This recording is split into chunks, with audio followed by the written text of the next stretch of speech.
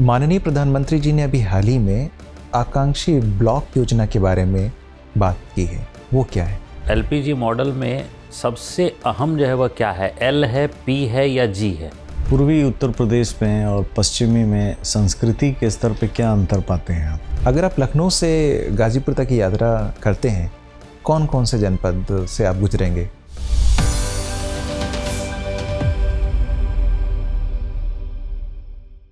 मैं coming sir. Yes, good afternoon sir. Good afternoon, बैठिए। Thank you sir. आपका preferred medium क्या है इंटरव्यू का? हिंदी सर। हिंदी जी। ठीक है। तो बोर्ड को अपने बारे में कुछ बताइए। सर मैंने 2012 में कंप्यूटर साइंस विषय से उत्तर प्रदेश टेक्निकल यूनिवर्सिटी से उत्तीर्ण किया है। परा स्नातक मैंने 2021 में डिस्टेंस लर्निंग से सोशियोलॉजी विषय से सुभारती यूनिवर्सिटी से उत्तीर्ण किया है। मेरा वैकल्पिक विषय हिंदी साहित्य है और वर्तमान में सिविल सेवा की तैयारी कर रहा हूँ। तो आप जो है बिल्कुल डाइवर्सिटी जो है वो आपकी पर्सनालिटी में है। बीटेक विद सीएस, उसके बाद सोशियोलॉजी और उसके बाद फिर हिंदी साहित्य। तो ये जो स्विच ओवर है इसमें कहाँ मज़ा आया? हिंदी साहित्य में। हिंदी साहित्य में, जी। यानी आपको अंतिम मुकाम मिल गया। जी ठीक है। तो इसके पहले क्या ऐसा विषय था कि अनिर्णय की स्थिति थी, क्यों जो है? सर हिंदी साहित्य में गाइडेंस और रिसोर्स भी आसानी से उपलब्ध थे और ये अंकदायी विषय था। एक रुचि था सर मेरा कि साहित्य मैं ये नहीं जानना चाह रहा हूँ, मैं जानना चाह रहा हूँ कि पहले जो है वह कहाँ जो है वह कमी लग गई थी, क्यों आपके नेचर से मैच नहीं कर रहा था? किस चीज़ का सर?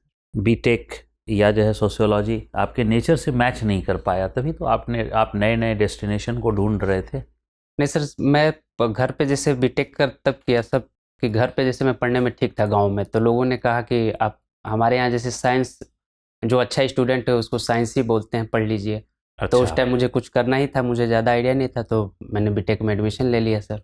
साइंस से पढ़वा दिया गया। जी। ठीक है। उसके बाद सोशियोलॉजी? सोशियोलॉजी सर मुझे अभी मैं साहित्य 2018 से साहित्य विषय से हिंदी साहित्य से लिख रहा हूँ मैं सर। तो उसमें मुझे थोड़ा समाज शास्त्र में थोड़ी रुचि हुई, तो मैंने सर डिस्टेंस लर्निंग से कर लिया। अच्छा, डिस्टेंस लर्निंग में हिंदी साहित्य नहीं था सर। अच्छा। उस टाइम भर गए थे सीट, मैं लेट हो गया था सर। अच्छा, आप लेट हो गए थे। कोई बात नहीं। ये बताइए, सोशियोलॉजी में एक कहा जाता है थ्योरी ऑफ सोशल कन्फ्लिक्ट, क्या है? सामाजिक संघर्ष का सिद्धांत।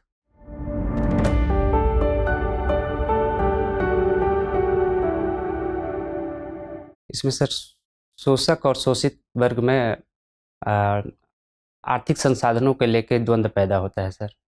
जरूरी तो नहीं है, आर्थिक सामाजिक संघर्ष भी हो सकते हैं। सामाजिक संघर्ष है तो जातिगत आधार पे भी संघर्ष हो सकते हैं। जी सर। ऐसा देखा है क्या आपने, जातिगत आधार पर संघर्ष? जी सर। क्यों, ऐसा क्या वजह है कि आज हम 21वीं सदी में प्रवेश कर चुके हैं और उसके बाद भी हम जो है वह जाति या धर्म के आधार पर जो है लगातार संघर्ष कर रहे हैं? सर इसके मूल में सबसे बड़ा भाव है सर, अगर हम देखें पूर्वोत्तर क्षेत्र में तो कल्चर से रिलेटेड है, भाषा संस्कृति का डर है कि समाप्त ना हो जाए, कोई प्रभुत्व जाति उनके परंपरा हम पे हावी ना हो जाए, तो इसको लेके है सर। तो क्या हर जातियों की परंपराएं अलग होती हैं? नहीं सर, अलग अलग नहीं होती है सर। कुछ जैसे पूर्वोत्तर क्षेत्र में ही कई जातियां उनके अलग अलग हैं, तो उत्तर भारत के अलग हैं, दक्षिण भारत के सर अलग हैं। ठीक है। भारत में लगभग कितनी जातियां हैं? Sorry sir. जाति व्यवस्था वर्ण व्यवस्था से किस प्रकार जो है वह अंतर रखता है? वर्ण व्यवस्था सर कर्म पे आधारित है, जाति व्यवस्था जन्म पे आधारित है सर। तो जाति व्यवस्था में हायरार्की जो है वह क्या है? चार जो है वह जो वर्ण है उनकी हायरार्की क्या है? ब्राह्मण क्षत्रिय वैश्य शूद्र।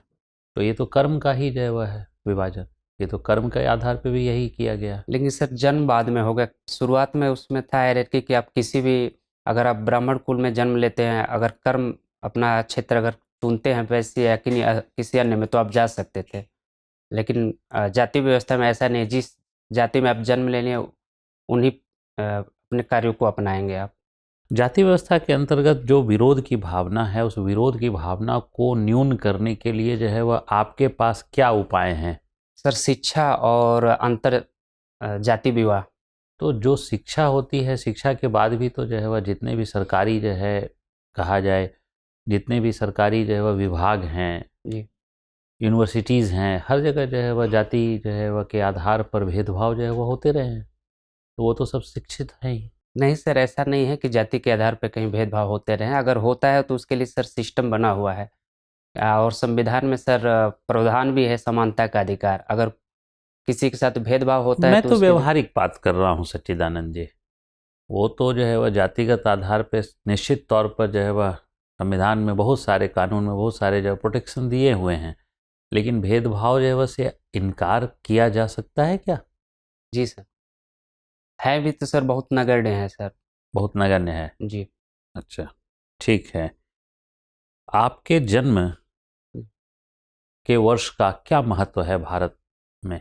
सर उस टाइम नई आर्थिक नीति आई थी, एलपीजी मॉडल। एलपीजी मॉडल, जी। ठीक है। तो एलपीजी मॉडल में सबसे अहम जो है वह क्या है? एल है, पी है या जी है? सर जी है। जी है। जी। अच्छा, पी क्यों नहीं? दोनों है सर। जी उसका अंतिम चरण है सर। तो उदारीकरण, निजीकरण और वैश्वीकरण। वैश्वीकरण में सर मुक्त रूप से वस्तु और व्यापार होता है सर। अब प्राइवेटाइजेशन में हम कुछ अपने जो सरकारी उपक्रम है उसको हम अन्य देशों के लिए छूट देते हैं एक विनिवेश के माध्यम से। और शुरुआत जो होती है उसकी एल से होती है। सर उसमें कुछ कर छूट करते हैं। कर छूट, ठीक। डायरी लिखते हैं आप, जी सर। क्या फ़ायदा है डायरी लिखने का? सर डायरी एक मित्र की तरह काम करता है। अपनी कमियों और जो पॉजिटिव चीज़ें हैं उसको जानने का मौका मिलता है सर, ताकि भविष्य में प्लानिंग बनाने और उस पे काम करने का सुधार कर सकें। तो इस बार अभी 26 जनवरी को आपने डायरी में क्या लिखा था? गणतंत्र दिवस के उपलक्ष्य में सर जो झांकी थी, उत्तर प्रदेश प्रथम पाया था, तो उसकी खुशी के बारे में लिखा था सर। क्या उसमें कुछ और वन बात डिस्ट्रिक्ट बताइए? वन प्रोग्राम, और सर काशी विश्वनाथ धाम से संबंधित था सर। और इस बार की झांकियों में ऐसा नहीं दिखा कि कल्चर के नाम पे थोड़ा धर्म का प्रदर्शन ज़्यादा हो गया? नहीं सर। अच्छा, आप ऐसा नहीं मानते? जी। किसी की डायरी आपने पढ़ी है? नहीं सर। नहीं पढ़ी है, ठीक। यूपी में क्या क्या कमियां हैं, कैसे ठीक होगा? सर यूपी में सबसे बड़ी समस्या गरीबी की है। नीति आयोग के एक बहुआयामी रिपोर्ट में सर 37.7% गरीबी अभी पाया गया है, जो 35-36 राज्यों में सर तीसरा स्थान आता है। सबसे बड़ी। दूसरा है सर शिक्षा और स्वास्थ्य, विशेषकर सर बुनियादी शिक्षा और महिलाओं से संबंधित सर।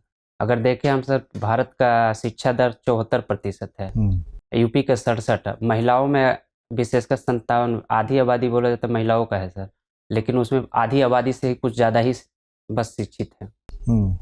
और कौशल विकास से संबंधित समस्या है सर, युवा मानव पूंजी नहीं उपलब्ध हो पा रहे हैं।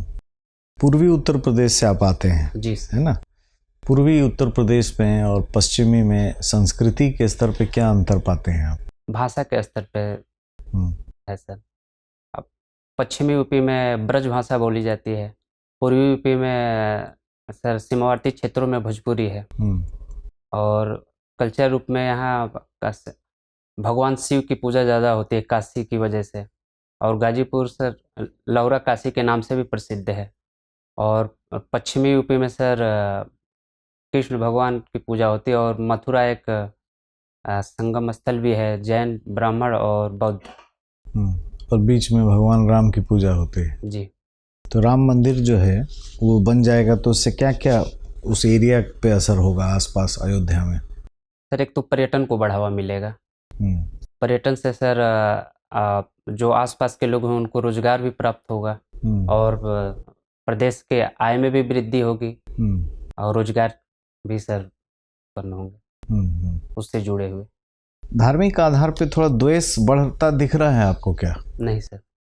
मतलब आजकल तो ऐसा अक्सर डिबेट उबेट चलता रहता है। वो सर कुछ मीडिया या अन्य जो राजनीतिक पार्टी है वो उनका मत है सर, ऐसा कुछ है नहीं। अच्छा, आपको ऐसा नहीं लगता है? जी सर। तो कुछ उदाहरण बताइए जिससे आपको ये आप साबित कर पाएं कि भारत में टॉलरेंस है, सहिष्णुता अभी भी पूरी है। सर हमारी नीति सबका साथ सबका विकास। तो सबका साथ जब सबका विकास है तो सर इसमें तो आप सब तो शामिल ही है। राजनेता के जैसा आप बोल रहे हैं, कुछ वास्तविक उदाहरण बताइए कि सबका साथ सबका सर विकास कैसे सरकारी दिख रहा है? योजनाओं में हम देख सकते हैं सर कि जैसे? सभी धर्मों और सभी जो भी वंचित वर्ग है सभी को दिया जाए। जैसे हम उत्तर प्रदेश में पीएम स्वनिधि योजना के हम्म, तहत 4 लाख लाभार्थियों को इसका लाभ प्राप्त हुआ है। और महिला से संबंधित योजना देखा जाए तो मिशन गति, मिशन शक्ति एक्सप्रेस या मुख्यमंत्री सुकन्या कन्या मंगल योजना है। और सर मुखबिर योजना या छात्रवृत्ति से संबंधित अगर देखें या तो ई पेंशन, ई मदरसा से संबंधित सर और भी योजनाएं हैं जो सभी धर्म और सभी वंचित वर्गों को ध्यान में रख के किया गया है। इस आधार पे तो सर नहीं दिख रहा। ठीक। सच्चिदानंद जी, जी सर। मुझे बताएं कि एस्पिरेशनल डिस्ट्रिक्ट प्रोग्राम क्या होते हैं? Yes aspirational district program, sorry sir. आकांक्षी जिला योजना। सर आकांक्षी जिला योजना में चयनित जिलों को जो बहुत पिछड़े रह गए हैं उन पे फोकस करके सरकार वहाँ की समस्याओं का निदान। किस तरीके की समस्याएं? सर जैसे शिक्षा, स्वास्थ्य, कौशल और वहाँ पे आधारभूत जो ढांचा है उद्योग धंधों के लिए सर। कितने जनपद चिन्हित किए गए हैं उत्तर प्रदेश में? Sorry sir. ठीक है। देश में कुल कितने जनपद चिन्हित किए गए हैं इस योजना के तहत? एग्जैक्ट सर पता नहीं है, गेस। माननीय प्रधानमंत्री जी ने अभी हाल ही में आकांक्षी ब्लॉक योजना के बारे में बात की है, वो क्या है? Sorry sir. कोई बात नहीं, मुझे बताएं, क्योंकि आप एलपीजी की बात कर रहे थे। जी। गुड गवर्नेंस क्या है? गुड गवर्नेंस सर पारदर्शिता और इसमें राइट टू इंफॉर्मेशन को शामिल करते हुए सरकार द्वारा जो योजनाएं लाभार्थियों को सही समय पे समयबद्ध तरीके से पहुंचाए वो गुड गवर्नेंस। गुड गवर्नेंस को क्रियान्वित करने के लिए क्या क्या कदम उठाए गए हैं? तो टेक्नोलॉजी का इस्तेमाल किया जा रहा है ताकि लोगों से ज़्यादा से ज़्यादा पहुंच बढ़ाई जाए और लोगों को भी सरकार उत्तर प्रदेश सरकार के द्वारा गुड गवर्नेंस को ध्यान में रखते हुए किस तरीके से टेक्नोलॉजी का इस्तेमाल को प्रोत्साहन दिया जा रहा है? जैसे सर ई लर्निंग, ई एजुकेशन और ई हेल्थ पे भी सरकार ध्यान दे रही है। कोई खास तरीके की योजना है जैसे अन्य प्रांतों में अलग अलग तरीके की योजनाएं हैं? जैसे सर उत्तर प्रदेश में ई पेंशन योजना है और ई मदरसा है। ठीक बात। मुझे बताएं कि हीट डोम क्या होता है? ये सर ज़्यादातर समस्या शहरों में होता है। कंक्रीट से बने हुए मकान की वजह से यहाँ पे तापीय प्रदूषण की वजह से एक गुब्बारा टाइप का सर धूल कण वायुमंडल में अवशोषित कर लेते हैं इंफ्रारेड, तो एक हीट डोम की तरह कार्य करता है सर। आपने अच्छा खासा समय दिल्ली में भी बिताया है और गाजीपुर के आप रहने वाले हैं जी। यहाँ पे गाजीपुर लैंडफिल एक जगह है दिल्ली में जी। क्या है ये जगह और क्यों ये इसका महत्व किस बात में है? सर गाजीपुर में ज़्यादातर कूड़ा का ढेर है सर वहाँ पे। इससे संबंधित आसपास बीमारियां उत्पन्न होती है, उससे संबंधित चिंता। ये चिंता का विषय क्यों है जो लैंडफिल बढ़ रहा है, कूड़े का ढेर बढ़ रहा है? सर वहाँ इससे स्वास्थ्य संबंधी चिंताएं उत्पन्न होंगी सर। इसके निस्तारण के लिए क्या क्या कदम उठाए गए हैं? सर अगर दिल्ली सरकार की देखी जाए तो सर एमसीडी के माध्यम से लोगों को जागरूक कर रहे हैं कि कूड़ा ग्रीन और सॉरी सर।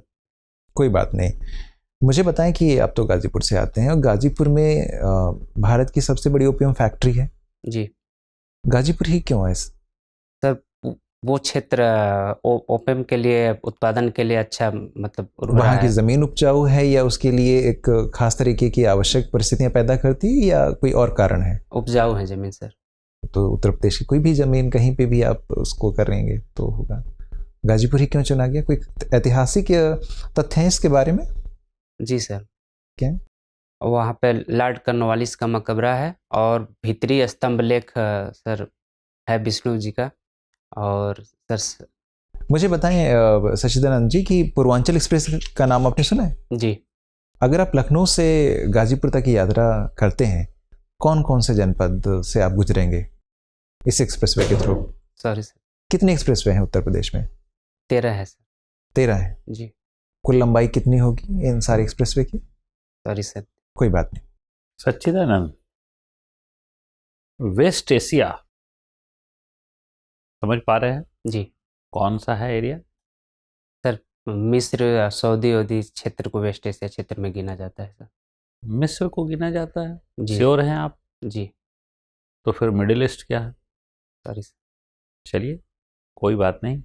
उस क्षेत्र के संदर्भ में हम लोग देखें तो काफ़ी कुछ उल्टा पुल्टा हो रहा है वहाँ के डिप्लोमेसी में। जैसे कुछ दशक पहले तक पाकिस्तान का इन्फ्लुएंस वेस्ट एशिया में सऊदी, यूएई के ऊपर बहुत ज़्यादा था। आज जो है वह इंडिया का इन्फ्लुएंस है। इसके पीछे वजह क्या है? पहले तो भारत एक बड़ी अर्थव्यवस्था है सर, हम्म, और प्रवासी जो भारतीय हर जगह हैं, सॉफ्ट पावर के रूप में जो है हम उसका इस्तेमाल कर रहे हैं। भारत वसुधैव कुटुंबकम की धारणा में विश्वास करता है, तो उन क्षेत्रों में जो भी समस्या आती है तो भारत पहले अपनी तरफ से पहल करता है, तो भारत के एक साख में भी वृद्धि है। और भारत ITU के थ्रू वहाँ पे वेस्ट एशिया पॉलिसी है उसको भी मजबूत कर रहा है सर। क्या कारण है कि यूएई में एक बहुत ही बड़े विशाल मंदिर के निर्माण की अनुमति जो है वह वहाँ की जो है वह सत्ता ने दे दी? सर, संयुक्त अरब अमीरात भारत का बड़ा व्यापारिक पार्टनर है, और पहले से भी वो मतलब वहाँ कट्टरता कम है सर, और सबसे ज़्यादा प्रवासी भारतीय वहाँ पे हैं। तो आस्था को ध्यान में रखते हुए भारत और EU के संबंधों के और बेहतर हो, इसके लिए सर दे दिया। तो फिर ऐसे क्या कारण है कि इजराइल और यूएई नज़दीक आ रहे हैं? Sorry sir. पैलेस्टाइन को छोड़ रहे हैं, इसका पता है कारण? जी सर, प्लेस्टाइन को हम छोड़ नहीं रहे हैं सर। हम नहीं, यूएई छोड़ रहे हैं। ऐसा नहीं है सर, जैसे भारत की नीति है वैसे ही EU की भी नीति है कि हम दूसरे देशों से भी संबंध बनाएंगे और आपसे भी संबंध रखेंगे। अच्छा, दोनों से, जी, यानी दोनों हाथ में लड्डू रखेंगे। गुटनिरपेक्ष की नीति सर अपनाएंगे कि गुट दोनों के निरपेक्ष। सहयोग के मुद्दे पर सहयोग देंगे और विवादित चीज़ों पे हम दूर रहेंगे। तो क्या है, अभी गुटनिरपेक्षता जो है वह प्रासंगिक दिखाई देती है क्या? जी अभी भी है? जी सर।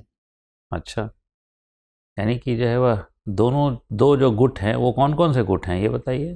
पहले सर अमेरिका और सोवियत संघ था गुट। हाँ, अब वर्तमान में अब सोवियत संघ कमज़ोर हो रहा है, तो अब चाइना और अमेरिका गुट बनना है, या पश्चिमी यूपी अमेरिका और चाइना गुट सर। अच्छा, पश्चिमी जो है वह गुट और चाइना गुट जो है, जी सर। तो चाइना गुट में कौन कौन है? स्पेशली सर देखा जाए तो रसिया और चाइना है, और पाकिस्तान। पाकिस्तान है। जी। ईरान के साथ भी इसका कुछ टाई अप है, जी सर। और इंडिया जो है वो मदद कर रहा है। जी, चाबहार को। रसिया को भी मदद कर रहा है। जी रसिया के जो युद्ध हुए उस युद्ध में रसिया की इकोनॉमी ख़राब हो जाती कहा जाता है, अगर इंडिया और चाइना सपोर्ट नहीं करते तो। जी तो इसका मतलब है कि चाइना और इंडिया, इन दोनों ने जो है वह इस युद्ध में अप्रत्यक्ष तौर पर जो है रसिया का साथ जो है वह दे दिया। ऐसा नहीं है सर, हमारे और रसिया के संबंध बहुत पुराने हैं सर। तो इसमें हमने रसिया से युद्ध से लेना, कोई न गुटनिरपेक्ष का नीति का हम पालन करते हैं सर क्या। और रसिया और यूक्रेन सब मुद्दे को बातचीत से हमेशा पछ रहा है भारत का, कि बातचीत से सुलझाने के लिए प्रोत्साहित करना। तो तेल की खरीद लगातार बढ़ाते चले गए, ये गुटनिरपेक्षता है। सर, भारत की अपनी भी आवश्यकताएं हैं सर। यहाँ तेल की कीमतें बढ़ने की तो वजह से गुटनिरपेक्षता तो रही नहीं, ये तो हम अपने अवसर को का फायदा उठा रहे हैं। नहीं सर, अगर गुटनिरपेक्ष तो हम किसी का भी पक्ष नहीं ले रहे हैं ना। यूक्रेन को भी मानवीय सहायता भेज रहे हैं। अब तेल की जो हमारी ज़रूरतें हैं, अचानक अगर अन्य देशों से हम लेना करें तो हमारे राजकोषीय घाटा भी बहुत बढ़ जाएगा, तो इसको ध्यान में रखते हुए सर। ठीक है सच्चिदानंद, आपसे बात करके बहुत अच्छा लगा। आपका इंटरव्यू समाप्त होता है। Thank you. Thank you sir.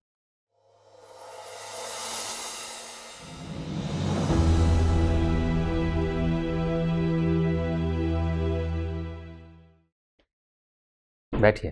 Thank you sir. तब सच्चिदानंद, जी। कैसा अनुभव रहा आज का? ठीक रहा सर, लेकिन बात सही से मैं नहीं अपने डिलीवरी नहीं कर पा रहा था सर। डिलीवरी नहीं कर पा रहे थे, क्यों? सर, थोड़ा सा अंदर से डर। पहली बार साक्षात्कार में जा रहे हैं, जी उस बात का भय है। जी। ठीक है, आपको पता है आपकी पोजीशन जो है वह क्या है? कितने बच्चे एग्जामिनेशन देते हैं? 6 लाख सर। और उसमें से आप कितने में हैं अभी? 1000 में। 1000 में। आप समझते हैं इस बात को? जी इस बात का महत्व समझते हैं आप जी कि आपने 5,99,000 को पीछे छोड़ दिया जी। और अब कितने को पीछे छोड़ना है? 700 के आसपास सर। 700 क्या 650 को पीछे छोड़ना है। जी तो अब तो जो है वह टास्क जो है उसके मुकाबले जो है वह छोटा है ना। जी देखिए, आप ग्रामीण पृष्ठभूमि के हैं और ग्रामीण पृष्ठभूमि की छाप आपके व्यक्तित्व में जो है वह स्पष्ट तौर पर दिखाई दे रही है, जो कि इसलिए अच्छा है कि इससे आप में जो है एक नोविसनेस यानी भोलापन जो है वह दिखता है, जो अच्छी बात है। ठीक है, तो ग्रामीण पृष्ठभूमि की छाप होना जो है वह ये अच्छे ट्रेट्स माने जाते हैं, इसको बुरा नहीं समझिए, अच्छे ट्रेट माने जाते हैं। यानी उससे भोलापन जो है वह आपके व्यक्तित्व में दिखता है और वो है। ठीक है, लेकिन हाँ, निश्चित तौर पर जो है वह सुधार जो है वह हमेशा अपेक्षित होते हैं। तो कुछ हम लोग की तरफ से भी कुछ जो है वह छोटे मोटे जो है उसे सुझाव हैं जिसको कि आपको वर्क कर लेना, क्योंकि इंटरव्यू में मुझे लगता है कि 2-4-5 दिनों का ही समय होगा। जी ठीक है, एक तो क्या है कि जो टाई है वो थोड़ा और प्रॉपर जो है वह कीजिएगा। वहाँ पर जो है टाई जो है वह इसलिए कि टाई के नॉट जो है वह सही एडजस्टेड नहीं है, जी उसको जो है वह एक देख लीजिएगा। ठीक है, ड्रेस आपका जो है वो अच्छा है। सीटिंग पोस्चर में आप थोड़ा जो है अपने कमर को चेयर तक ले जा सकते हैं। जी ठीक है, थोड़ा बैठिए जो है वह पूरा और पीछे जाकर और पीछे। हाँ, तो इससे जो है वह क्या होगा कि आप में जो है वह एक सहारा जो है वह जब होगा तो कॉन्फिडेंस अपने आप इम्प्रूव हो जाएगा। जी ठीक है, ये इसके बाद जो है एक बॉडी जो है थोड़ा सा टिल्ट हो जा रही है, उसको थोड़ा ध्यान रखिए। बॉडी टिल्ट का मतलब है कि जैसे जब राइट हैंड के मेंबर जो है पूछ रहे हैं तो पूरी बॉडी जो है वो मूव कर जा रही है। आपको अपने गर्दन मूव करने हैं, बॉडी मूव नहीं करनी है। जी लेफ्ट हैंड के मेंबर पूछते हैं तो बॉडी जो है वो लेफ्ट हैंड की ओर जो है इंक्लाइंड हो जाती है। आपको जो है वो नहीं करना है। जी आपको केवल गर्दन जो है वो मूव कराने हैं। ठीक है, थोड़ा स्माइलिंग फेस होना चाहिए, तनाव जो है वह नहीं होना चाहिए इतना कि उससे प्रदर्शित हो जाए। ठीक है, तो थोड़ा सा लिटिल बिट स्माइलिंग फेस जो है वो होना चाहिए। और एक और जो है कि डायरेक्टली जो है वह किसी इश्यूज़ को, जो समस्याएं हैं मौजूद, उसको डायरेक्टली डिनाई जो है वह नहीं करना चाहिए। जैसे हमारे यहाँ जातिवाद या सांप्रदायिकतावाद जैसे जो है वह हमारे बोर्ड मेंबर ने भी पूछा सांप्रदायिकता के संदर्भ में, आपने डायरेक्टली कह दिया कि ऐसी कोई समस्या है ही नहीं। कास्टिज्म के बारे में भी आपने बताया कि ऐसी कोई जो है वह चुनौती है ही नहीं। ठीक है, अगर चुनौती नहीं होती तो फिर जातिवाद और सांप्रदायिकतावाद जो है वह कहीं पढ़ाया ही नहीं जाता, जी जो हमारे सिलेबस का जो है वह हिस्सा है, पाठ्यक्रम का हिस्सा है, विश्वविद्यालयों में पढ़ाए जाते हैं, डिबेट्स जो है वह होते हैं। तो ये तो होता ही नहीं। जी हाँ, आप उसको जो है वह स्वीकार्यता और जो है वह में कोई समस्या नहीं है, स्वीकार कर लीजिएगा कि हाँ जातिवाद है, तो इससे जो है वह कोई आपके ऊपर लांछन नहीं लगने जा रहा है, या सांप्रदायिकतावाद है तो आपके ऊपर लांछन नहीं लगने जा रहा है। लेकिन निश्चित तौर पर जो है वह इसकी जो गंभीरता बताई जाती है वो गंभीरता नहीं है। जी वो सहज ढंग से जो है वह बोला जा सकता है। ठीक है, जी तो हम लोगों की तरफ से यही छोटे से सुझाव थे। ठीक है, और हम लोगों की तरफ से बहुत बहुत शुभकामनाएं हैं आपको। Thank you sir.